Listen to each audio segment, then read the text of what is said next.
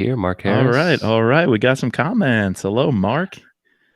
And Simply Book Dreams. Thanks for joining us. Let's give it a minute to see who comes on in.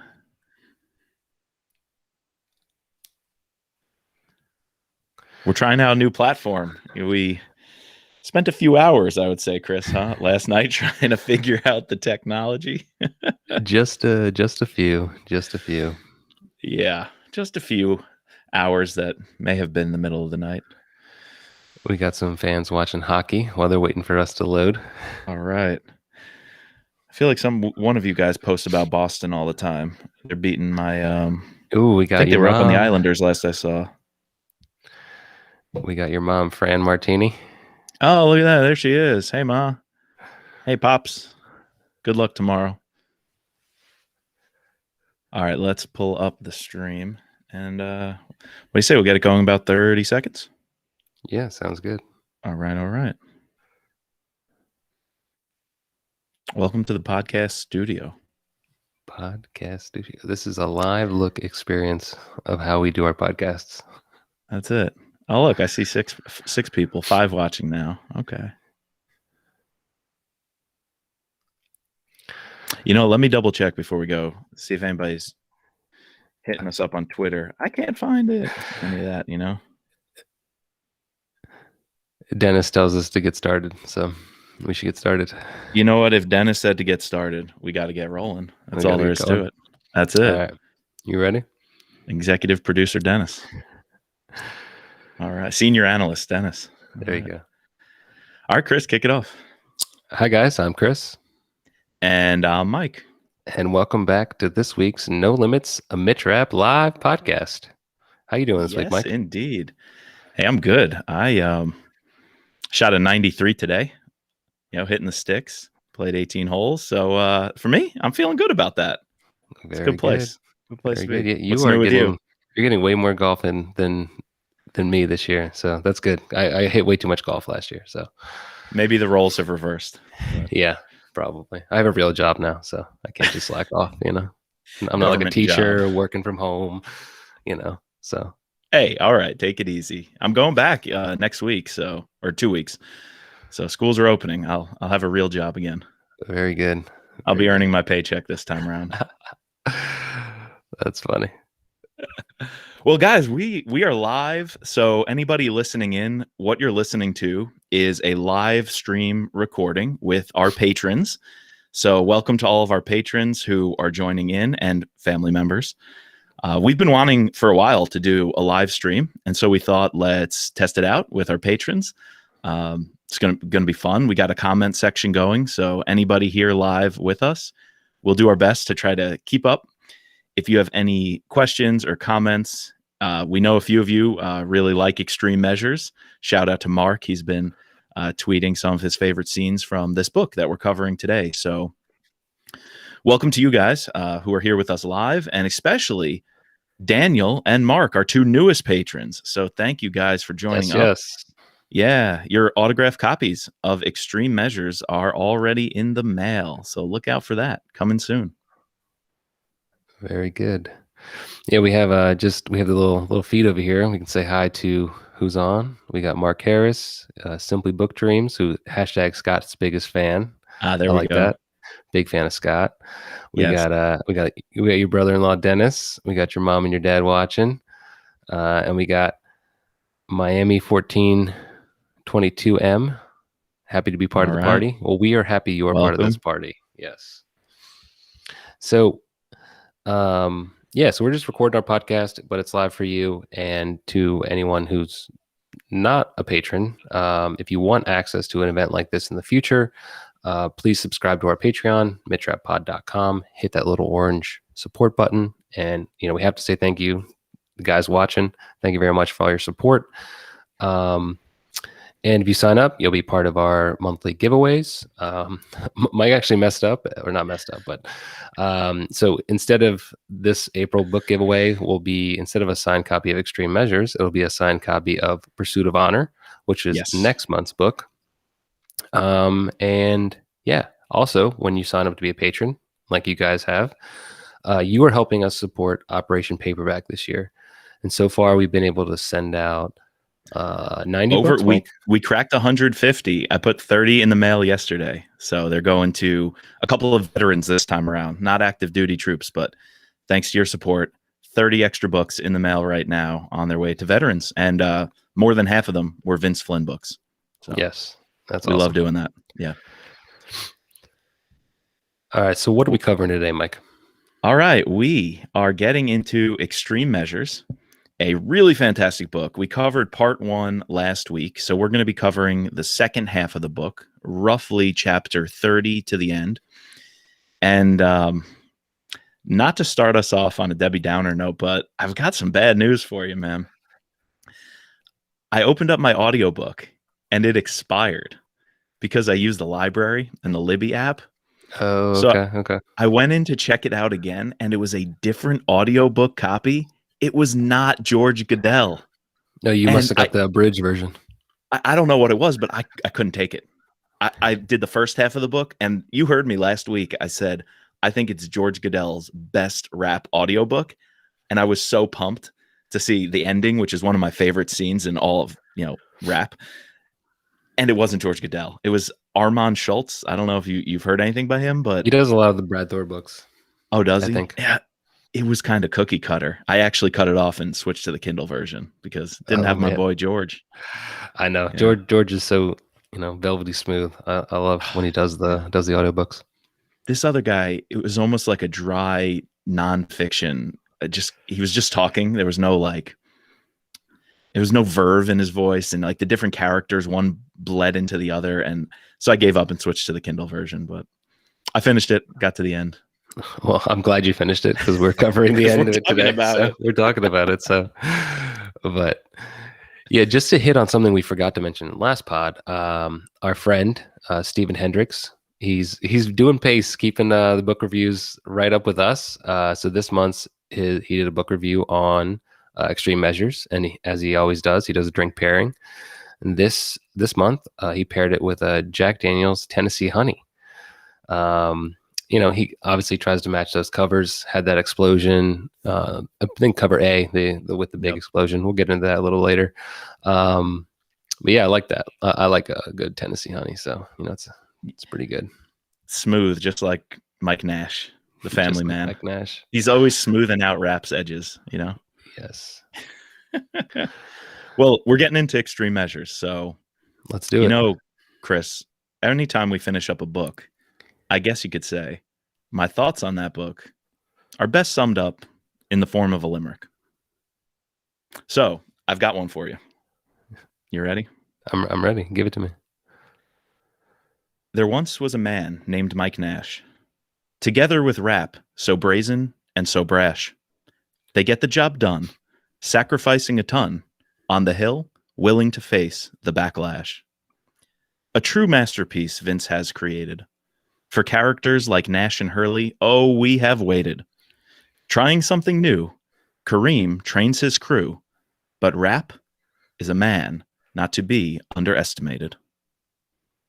That's a pretty good one, Mike. See, Mike, you need to start posting these onto the Goodreads site.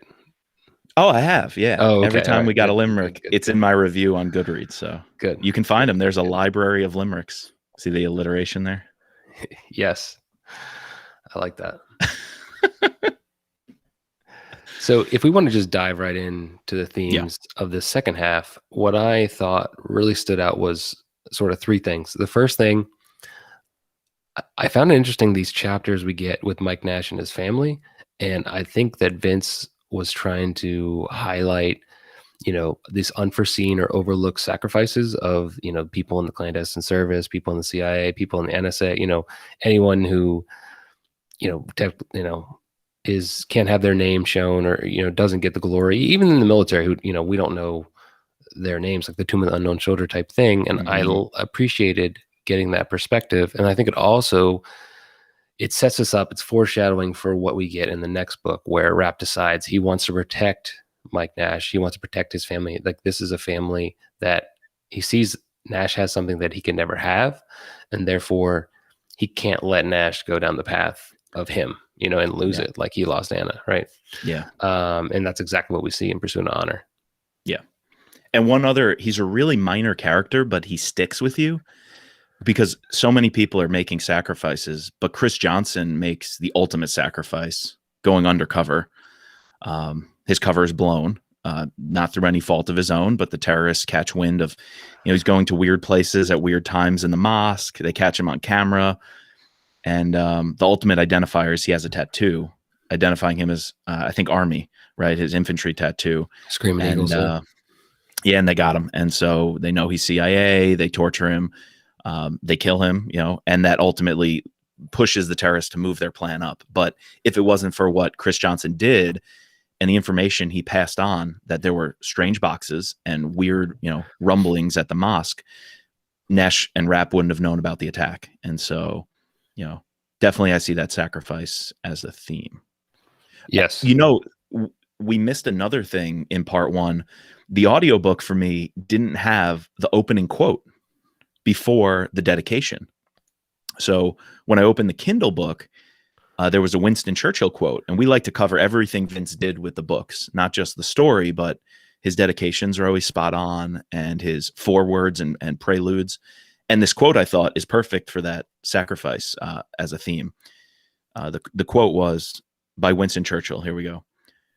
"We sleep soundly in our beds because rough men stand ready in the night to visit violence on those who would do us harm." That's Rapp. That's Rapp and Nash. It is. The tip of the spear. Exactly, to a T. And his dedication is to Rob Ricker and the men and women of the National Clandestine Service. So, and the National Counterterrorism Center. So, obviously, the NCTC plays a big role. It almost goes down in flames at the end of this book, which Mark Harris is very excited about talking about. We are too, especially that end scene. Believe me, we're going to get to that. But you could tell that this was on his mind. He wanted to highlight this, the unseen, overlooked, never recognized with a medal sacrifice of these people. Yeah. And I like that. And I looked up Rob Ricker, who was mentioned by name by Vince in the dedication. And he was Associate Deputy Director of Operations, which I was looking at the org chart, is number 2 in the entire clandestine service. And he had some debacle where he got on the wrong side of some politicians. I wouldn't say he was disgraced and had to leave the CIA, forced retirement, but he had some sort of conflict and he was in the right. And most people knew that. But just like in this book, when the senators on the committees want to haul you in front and make an example of you, they're going to pick out the men and women who are behind the scenes really protecting this country. And so I think Vince on purpose did that. Looking at the second half of this book, they really are the heroes behind the scenes, making those sacrifices. And even if history won't remember them or remember them well, they play an important role in why we're safe and where our country is today. Yep. And the second thing that I wanted to bring up to you is this idea of Rapp not succeeding. Like, yeah, I guess we've sort of seen attacks happen before in terms of the explosion in transfer of power on the White House, obviously the explosion at his house where his wife dies, the attack on Irene. But in the individual books, we've sort of gotten closure on each of these things. And I thought this was a big cliffhanger book. I mean, yeah, all Rapp has is the name that he was able to get out, of the terrorist who did it. Kareem. And Rapp takes a big L. I mean, yes, he has a win, if you want to call it a win, in terms of stopping even more deaths. But the 3 explosions happen. Many people died at the NCTC, including their secretary. It wasn't a good day for the clandestine service, and I think Nash even says that in like his wrap up chapter, right? It wasn't a good day for them, and I thought that was an interesting approach, and how this is very similar to how Kyle approached Total Power, right? Yeah, he had mentioned to us that he wanted to put Rapp out of his element, where behind the 8 ball, right? From like the midpoint of the book, or like a third. The attack happened, right? First third, yeah. That came through in this, and I think it leads to a change in Rapp. And actually, just to shout out our comments, we had Daniel our newest patron, he asked, do you think this was a change in Vince's writing and the message from the previous books? Well, I've got to say, absolutely. We talked last episode in part 1 how Rapp took a bit of a backseat thanks to this Mike Nash character coming on the stage. But I think in part 2, we see not only him committing to that change and letting Mike Nash lead the story, but we see Rapp changing his role. I don't know about you, but I think Rapp grows in this book a whole lot. Not only does the attack happen, he actually, I think somewhere deep in his consciousness, he was ready for the attack to happen. Oh yeah. I'm not saying he wanted an attack to show the congressmen and the senators that were holding them back and handcuffing them that they were wrong. I don't think he wanted that, but he saw it was inevitable. And instead of fighting against that tide, Rapp, he can be a caged animal in those situations and just go off. He takes a different approach. And there's even a quote, let me see if I have it, where he channels his inner Kennedy, right? So there's a definite change here. I think he's in one of the committees and he says at one point, I could rip these bastards apart, right? In his mind, he's like, I can slice and dice them and just go hard. But he's actually going to take Kennedy's advice and he's going to try to understand where they're coming from. And he actually is respectful to Lonsdale. And in these committees, which I think is something we maybe want to get to next, when he's testifying, he's willing to work with them. And he says Irene even warned him of this. Like she told him, we can't play into their label of us that we're the enemy, that we're the tough guys, that we are just, off the chain wanting to slap around and beat up terrorists. We have to show them that we're smarter than that and we can actually play their game too. And so I think Rapp actually puts Lonsdale on her heels when he says, I'll answer all your questions. I'll do it in public in front of the cameras because this country needs to know there are bad guys out there. Those bad guys are going to hit us and us sitting here is not helping get the job done. Right. And he says, like, if I'm wrong, then great. I've said, no one has died and I'll take the bullet. But if I'm right, then you guys are going to be the one with the egg on the face, just like at the end of this book. Right. Yeah, exactly. And I think to address the point again about the change in Vince's writing style, he obviously, like most authors, want to convey some sort of underlying message about politics, about the world. And we've gotten sort of like broad strokes. But to me here, just looking back on one, a couple of the mentions in the book, and two, the timing of the publishing of this book. So this book came out in 2008, right? So 2004 was when the Abu Ghraib story broke. And to me, this whole book felt like a reaction piece to the fallout of Abu Ghraib, in like what happened there. Yes, a lot of crazy stuff happened and not good stuff happened, but then like the reaction that the politicians took to then sort of disassemble our national intelligence apparatus off of that one example, that one example doesn't demonstrate the entire picture. Right. Exactly. And that's exactly what Rapp is honing. I think they even say in one of the hearings, right, that, well, what about the one guy who you tortured, but he was innocent? I was like, we compensated him. I mean, it's a fine line. Well, he admitted fault. Yeah, he did. Not him personally, because he made very clear I was not a part of it, but he admitted fault on behalf of his employer, the CIA, for that one instance. But it can't handcuff the whole national security and intelligence apparatus, like you said. No, because I think most of these people aren't sadistic, even like aren't doing it, aren't torturing, or aren't trying to do these extreme measures for pleasure. Potentially like what was going on in Abu Ghraib, type things. Exactly. So since you said extreme measures, I found the quote I was looking for about Rapp testifying, and it's the one where the title "Extreme Measures" comes up. So if you don't mind, let me give this to you. Rapp is testifying with Senator Lonsdale. I think she's not on the Intelligence Committee at this time. It was kicked up to Judiciary. Yeah. So she's trying to get Rapp not only, in hot water with the intelligence folks, but with legal trouble. And so she says, what would be your position, Mr. Rapp, on torture? Isn't it the official policy of the USA to not torture prisoners of war? And so here's where Rapp is learning and changing. He said, the conversation has been brought to the crossroads that Rapp had been hoping for. He watched as a good third of the panel snickered at the chairman's quick retort. He took that hatred he felt for them and doused it with pity, just as Kennedy had told him to do. My position, Madam Chairman, and members of the committee, is that it should be the unofficial policy of this government to reserve the right to use extreme measures in instances where we are threatened from terrorist attacks. And then later on, he says, we have forgotten who our true enemy is. It is not us. Rapp was reminded again of Kennedy's words, how she had cautioned him to resist his instinct to tell them off. This was supposed to be about bringing them into the fold, not deepening the divide.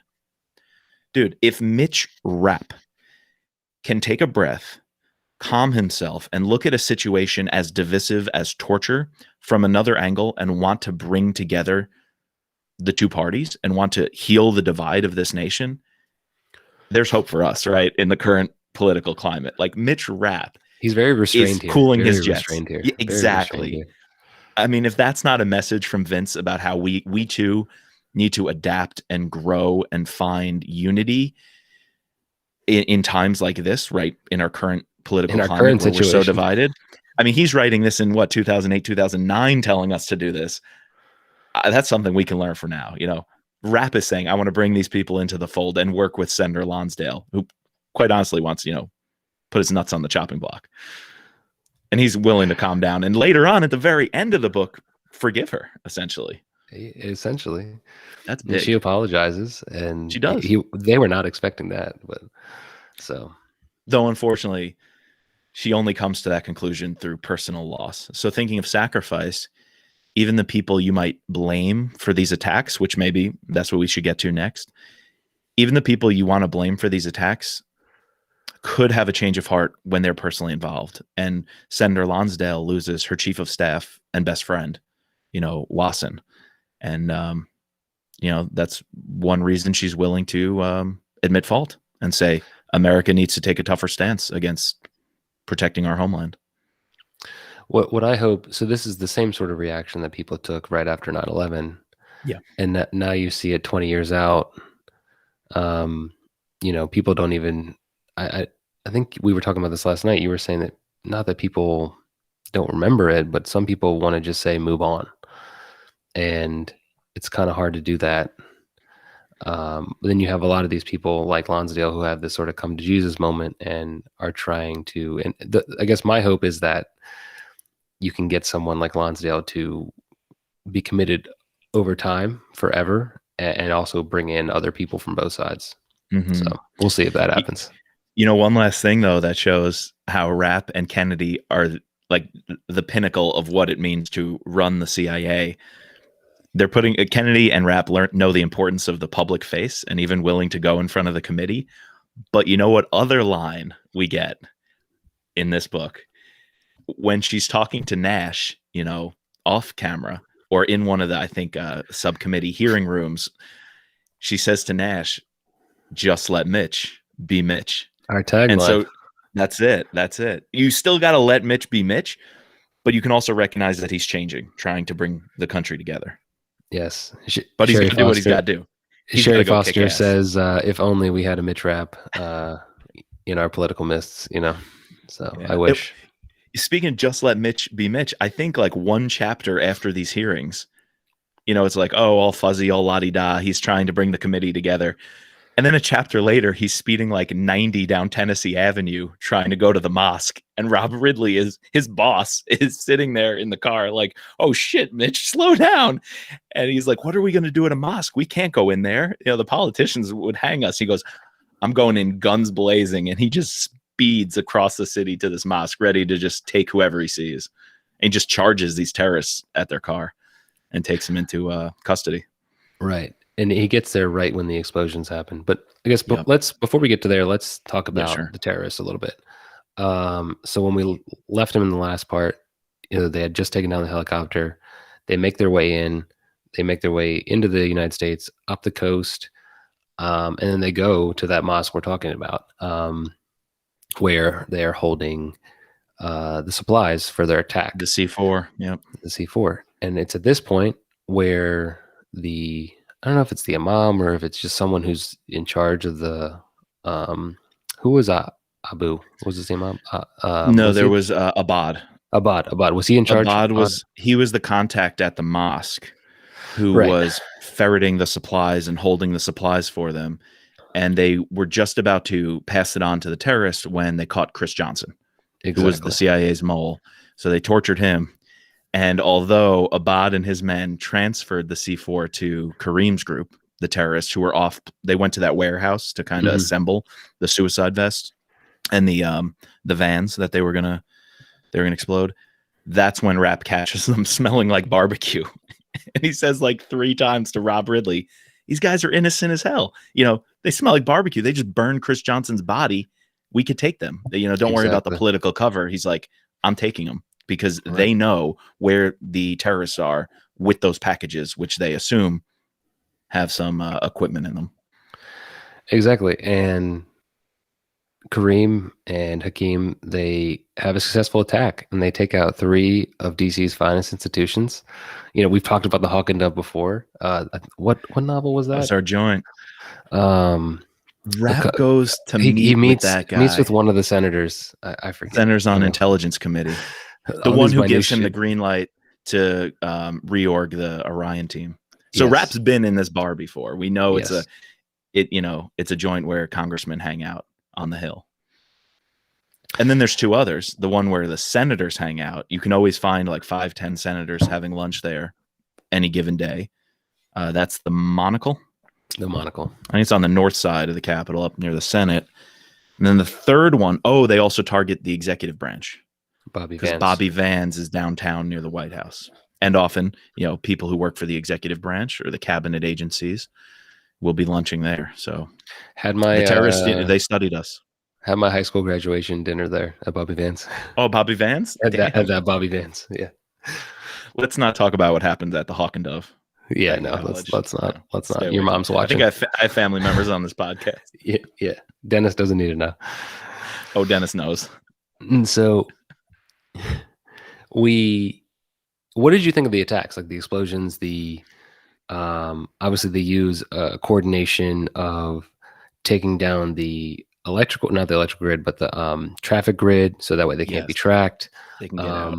They have these mix of FedEx trucks. They have a mix of secondary bombs, which is like the crappiest of crap shit that you can do.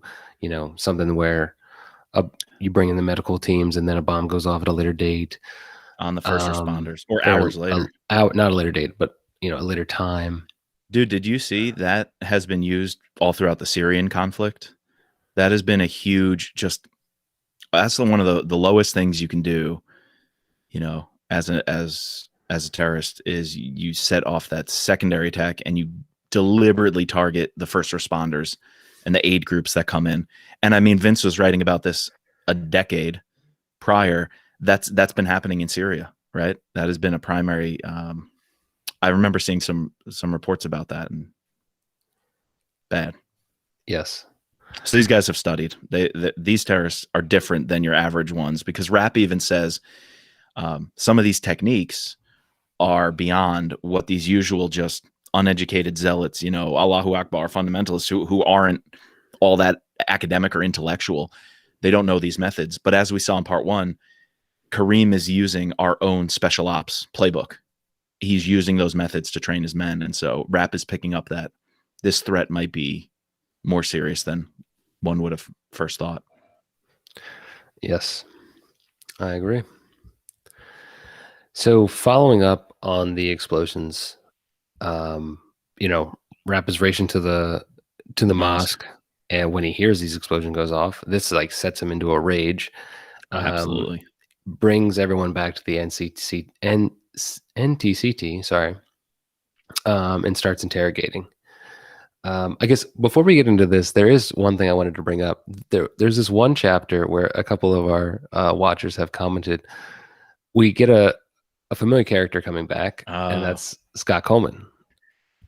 And this like exchange in like, what was it, a Shoppers or a Safeway, some supermarket, and Mark Harris commented that he felt that Scott and Nash had a great chemistry with each other. And I love the backstory here that we never have gotten, like how they've worked with each other. I was saying this in the last pod.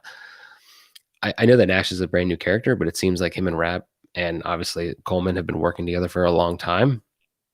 I would have loved to like get some of those stories. I also would love to have Kyle do a spinoff on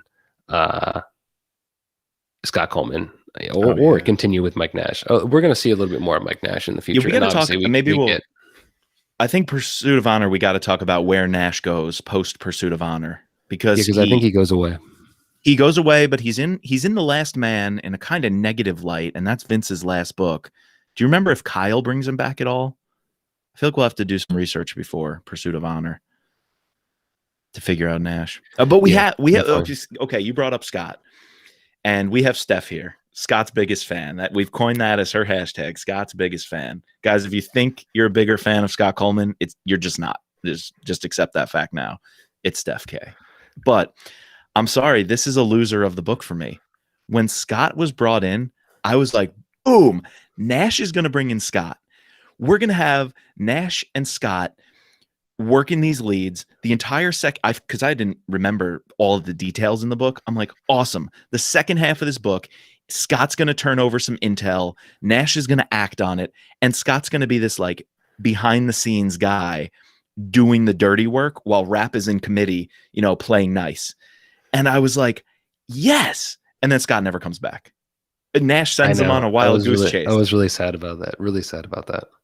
So like we got him and the chemistry was amazing. You're right. I loved it. I was like, bingo, he's back. I actually said to you, I think I texted you, I'm like, yo, we're going to talk Scott Coleman in the second half. And then I had already finished it and I didn't want to burst your bubble. So yeah. And then you didn't write back. And I was like, is he not excited about Scott? You were just trying to warn me. You didn't want to say it. I was just trying to warn you. Yeah. But Pursuit of Honor, Scott's got to play a role, if I remember correctly, tracking down Kareem. Because Pursuit of Honor is all about tracking these guys, right? After the hit, I think. Yes. All right. Scott has to come back for that. I'm pretty sure he plays a big role in the next book, but we'll find out. We'll find out. Anyways, let's, what we're all here for, let's talk about this ending. And yes. Mitch is doing an interrogation again, not top 5 interrogations, although we get a pretty intense interrogation with Kareem and Chris Johnson earlier, but again, I wouldn't say top 5 interrogations in the story. And it's just cutting off toes this time. And last book we were cutting off a whole different appendage. We're not going to go down that rabbit hole. My mom's here, but he's just cutting off toes. So not the worst interrogation we've ever seen. No. So Rapp starts his interrogation, even brings in Lonsdale, right? To, they're going to take away like the deal that they made with the prisoner over in Bagram. And as soon as like this is happening, and as you're reading these chapters, like this book is so fast, very fast. Like these chapters are happening simultaneously. Yeah. While that's happening, you have the guys beginning to hit. And also while you're reading it, you don't know like what's going on. You think, oh, that's the hit. They're done. And then they're like, oh, now they go to this warehouse and rest up, get ready for the next attack. And you're like, where are they going? And they get on the metro, and then they go to the Tysons, and you're like, oh crap, they're at Tysons. They're going for the NCTC. Yep. And so there's the sniper sitting watching. He gets permission to fire away. This SWAT car comes up, guys on the runners, starts taking out people. I just envision like we had to do like some active shooter training, and like they showed these videos with something very similar to that. And I'm just envisioning that in my head, but like much more, I don't know, it's bad to say, but like in a movie badass kind of way.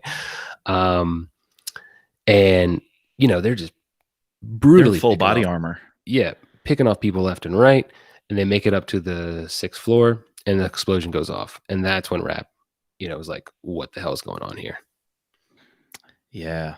It's crazy that Rapp and Nash in the moment, I think Vince writes a line like, anybody could have mistaken that for some sort of like, car accident or a building collapse or an earthquake or something different. But Rapp and Nash knew that's those gunshots, and that's an explosion.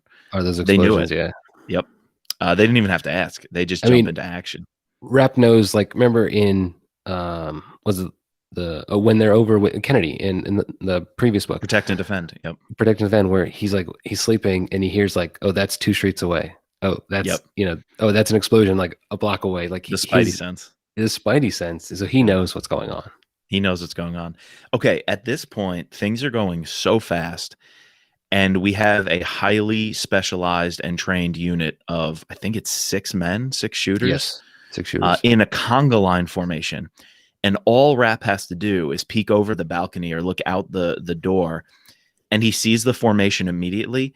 It must be a split second that Rapp automatically barks orders to everybody. So he says, Senator Lonsdale, stay in that corner, don't move. They've got the terrorist, and I think at this point, they took the zip cuffs off of him. So Rapp's like, crap, I got to do something fast. Knocks him out, cold cocks him. So he's flat out. And then Rapp looks at Nash and goes, take cover over there. And he's so specific in a split second. He knows the body armor they're wearing.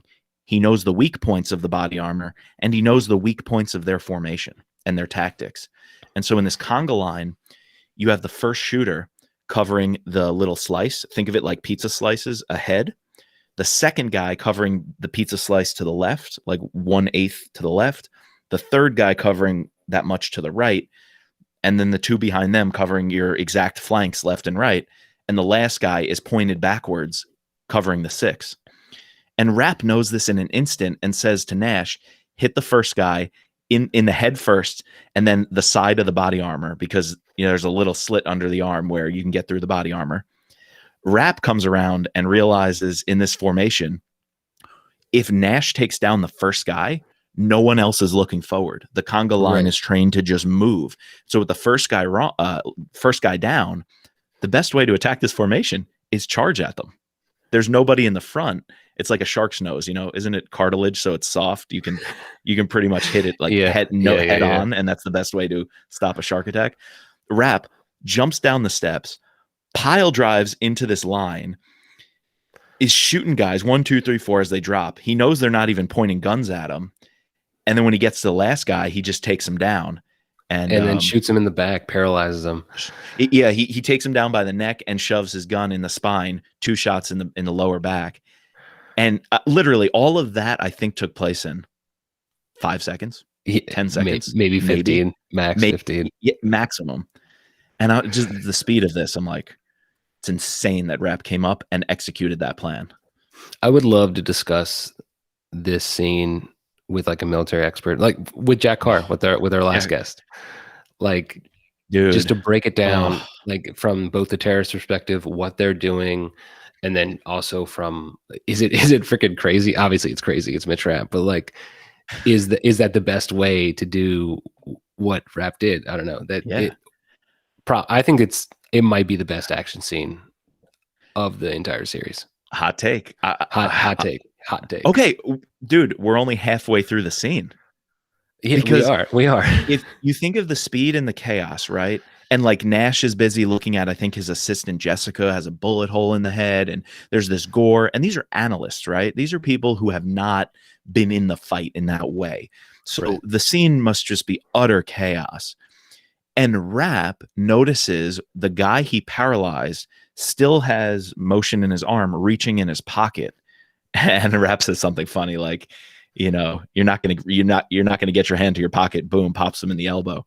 He thought it was a grenade at first. Yeah. He thought it was a grenade. Yeah, because the terrorist had already used grenades. He sensed those explosions.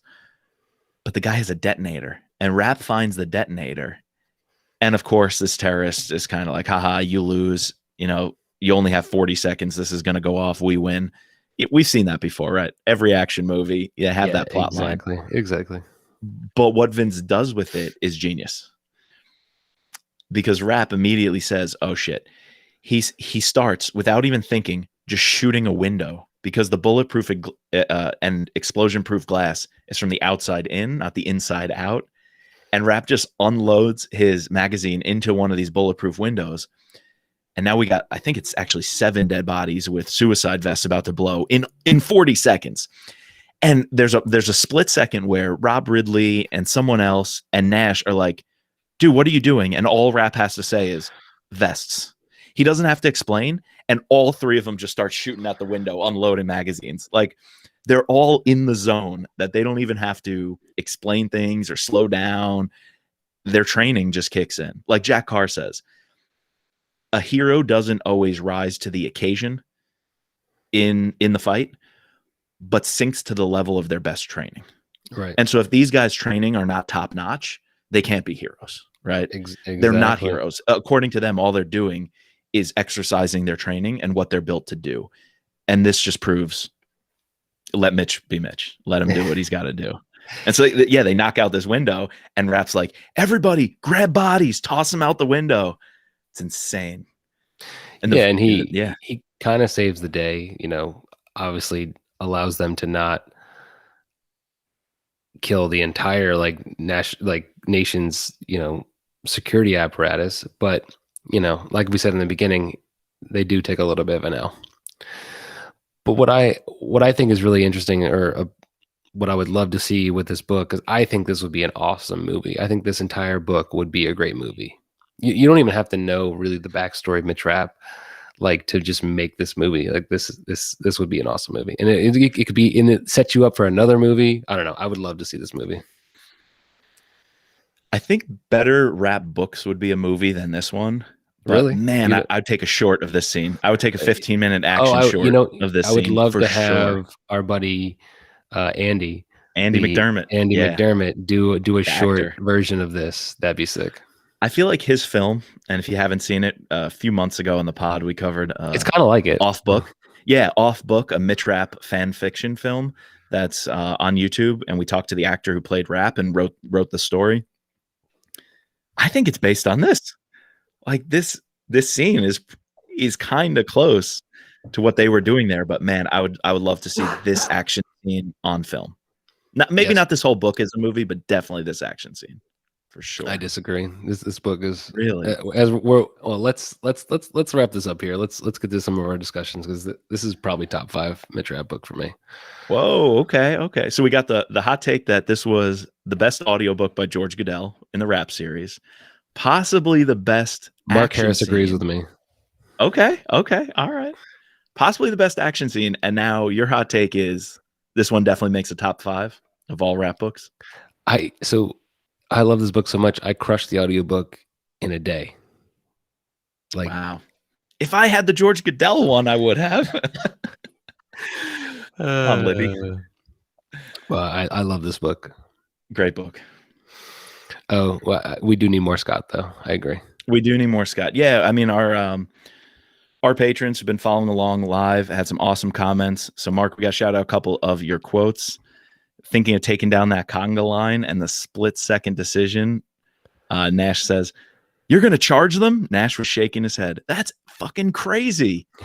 Well, that's why we need to just let Mitch be Mitch. That's right there. Mitch is a GOAT. Yep. Can't agree with you more. He is definitely the GOAT. Picking up on the sounds of battle. Yep. Quote, "The one thing about combat was you only had to go through it once, and you were left with the sound, feel, and smell of battle for the rest of your life." There it is. Yeah. Just let Rapp be Rapp. Just let Rapp be Rapp. Is that a new one? Just let Chris be Dr. Chris. All right. So let's finish it up here and get into what you all came for, the almighty covers discussion. So we put out, there's about 9 covers for this one, put them on our social media feed. Got a lot of good feedback on Insta. Most people really liked A, which is the explosion behind the dome at the Capitol building. I think that's like the common, I think most people, if they have a hard copy of it, they have that. That's the OG. Had some people who liked C, which is the power lines theme, although there isn't here we go. There it is. See it. Although, so me and Mike were, as we were prepping for this, we were talking about how this cover, we think it has no power lines. It has this boat and like this fog at a harbor. What book, Mike, would this cover be better for, though? The cover C is pissing me off every time. Sorry, I just gotta say it. Why is there a boat?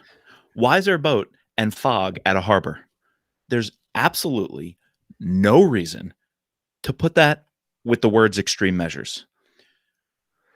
Put that for Memorial Day. Memorial Day, exactly. Memorial Day at Charleston Harbor. We knew Charleston was one of the ports. There was a nuke on a ship. That lady, right, who works for not ATF. Oh, she worked for DOE, like Department of Energy. DOE. She was calling the shots, commanding the FBI. She knew it was a device. We brought in the bomb squad.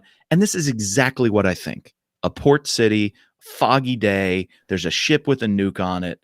Yet for some reason, somebody sitting in Simon & Schuster working with whoever's publishing this, I have no idea how it works. But They someone must have read Memorial Day. let's save this one for extreme measures. Let's put that one on the book about Nash. That has nothing to do with a boat. How about that? It's just, I literally think that entire reprint of, I think it's like mass market paperbacks, they were just fucking with people. They just like randomly picked a cover for each book. I don't know. I don't get it. It really upsets me. I don't know why we get so heated about this, but it really upsets me. All right, I'm moving on to a sweet one. G. Okay. G is just simple. Simple and crisp. So describe it.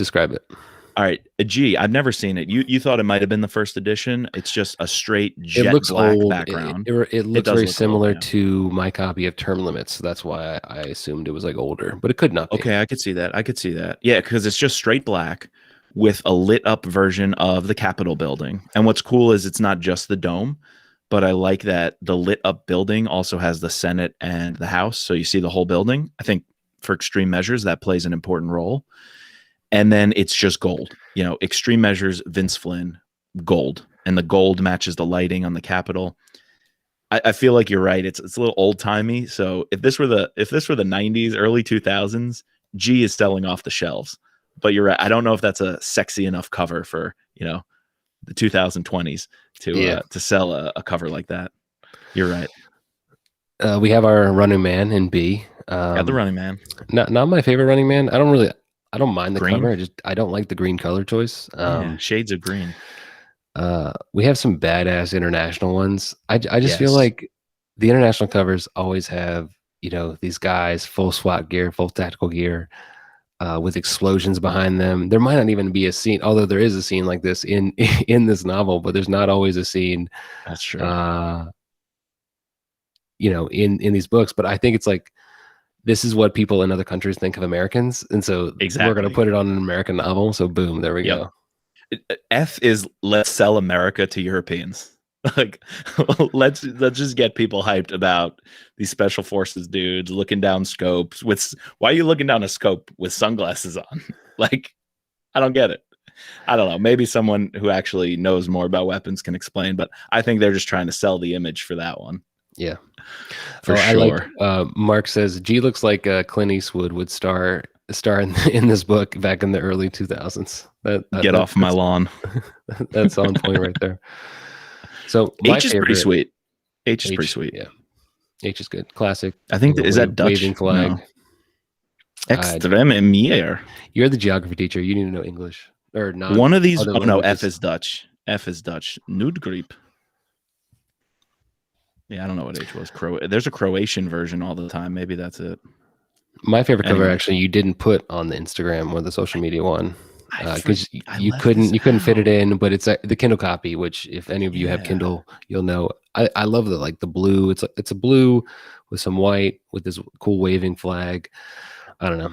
I'm a sucker for a waving flag. So we've had the waving flag though twice for me with Act of Treason. Actually, Consent to Kill, Act of Treason. I think Protect, right?